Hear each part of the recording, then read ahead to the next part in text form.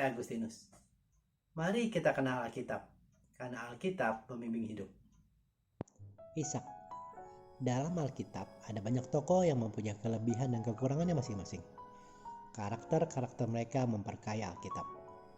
Kita bisa belajar banyak dari karakter tokoh-tokoh Alkitab ini.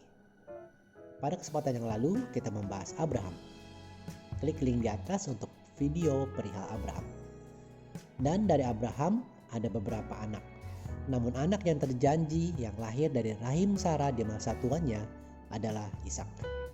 Ishak inilah anak terjanji dari mana Allah menjadikan nenek moyang dari orang Yahudi dan Tuhan Yesus Kristus. Kita sejarah dari Ishak dapat kita baca dari Kejadian 22 ayat 1 sampai Kejadian 27 ayat 46.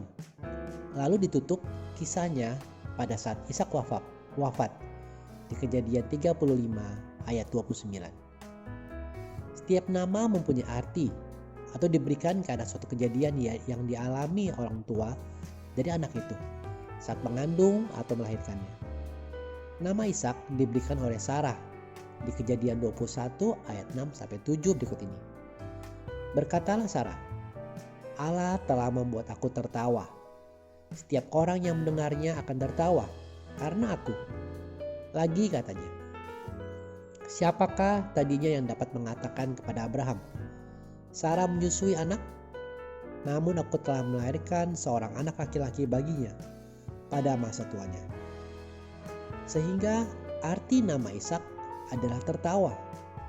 Diambil dari Kejadian Sarah tertawa bahagia karena janji Allah terpenuhi dengan lahirnya Ishak dari rahim Sarah di masa tuanya. Suatu hal yang mustahil bagi manusia, tetapi yang mustahil bagi manusia tidaklah mustahil bagi Allah. Seperti dapat kita baca di kitab Yeremia 32 ayat 27 ini. Sesungguhnya akulah Tuhan, Allah segala makhluk. Adakah sesuatu apapun yang mustahil bagiku? Teman-teman, apakah Anda mengetahui apa arti namamu? Jika belum, mungkin tanyakan kepada orang tua kita. Sebab nama tidak sekedar mempunyai arti, tetapi nama yang diberikan kepada kita adalah doa dan harapan orang tua kita untuk masa depan kita. Sekarang kita lanjutkan melihat kehidupan Ishak yang tercatat dalam Alkitab. Ishak adalah pewaris atau ahli waris yang sah dari janji Allah yang diberikan kepada bapaknya Abraham. Seperti dapat kita baca pada ayat-ayat berikut ini. Kejadian 26 ayat 3 sampai 5. Tinggallah di negeri ini sebagai orang asing, maka aku akan menyertai engkau dan memberkati engkau. Sebab kepadamulah dan kepada keturunanmu akan kuberikan seluruh negeri ini. Dan aku akan menempati sumpah yang telah kuikrarkan kepada Abraham, ayahmu. Aku akan membuat banyak keturunanmu seperti bintang di langit. Aku akan memberikan kepadamu seluruh negeri ini. Dan oleh keturunanmu, semua bangsa di bumi akan mendapat berkat.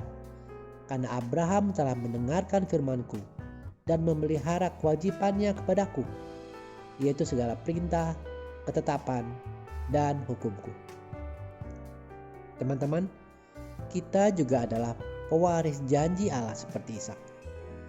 Bukan karena secara jasmani keturunan Abraham atau bangsa Israel, kita tetap orang Indonesia, tetapi menjadi keturunan Abraham secara rohani.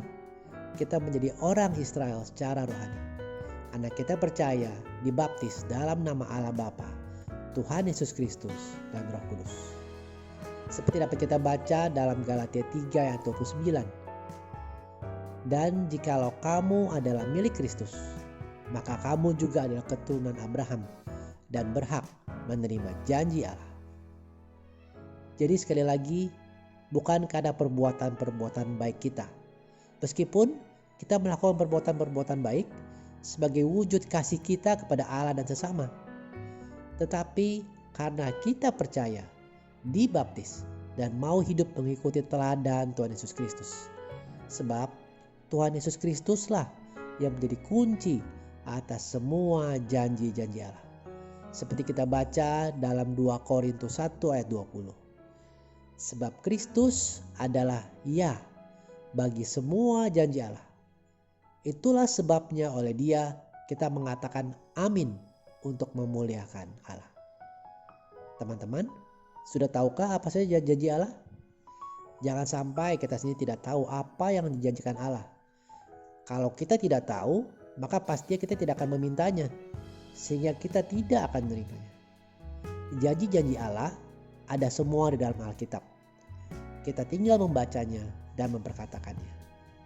Teman-teman, mari kita berusaha hidup seturut rencana Allah, mengasihi Dia dengan segenap hidup kita, dan dapat kita mulai dengan berdoa dan membaca Alkitab setiap hari. Terima kasih sudah menyaksikan. Mohon like dan subscribe untuk membantu channel ini bertumbuh dan firman Tuhan semakin diwartakan. Sampai bertemu pada video Kenal Alkitab Rabu depan. Kasih karunia Tuhan Yesus Kristus menyertai Anda sekalian. Amin.